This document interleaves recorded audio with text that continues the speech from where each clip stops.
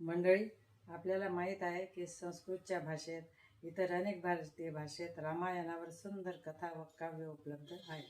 आपल्या मराठी व खानदेशी भाषेतही रामायणावर खूप सुंदर कथारूपी काव्य उपलब्ध आहे.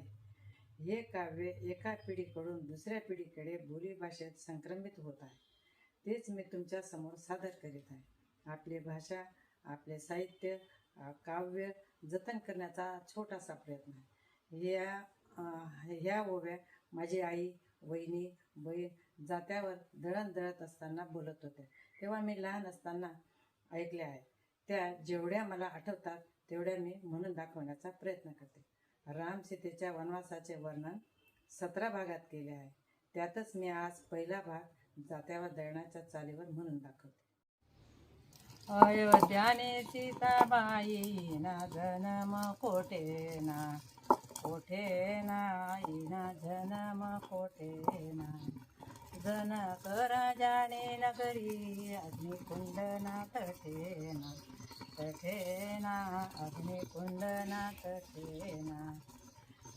अंगणी खेळे सीता जनकाला पडली चिंता जनकाला पडली चिंता. सीता द्यावी कोणाला आता सीता द्यावी कोणाला आता सीता द्यावी कोणाला. सकन सीताबाई हिचा पेटीत जन्म झाला हिचा पेटीत जन्म झाला. जनकाच्या घरी राम परण्याला आला राम परण्याला आला. अनेक गोष्टी सांगू काही अनेक गोट काही. जो धनुष्यबाण उचलीन त्याला देईन सीतामाई त्याला देईन सीतामाई.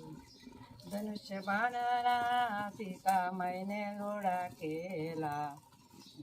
केला सीतामाईने गोडा केला. बरेल सभामध्ये अपमान रावणाचा झाला अपमान रावणाचा झाला.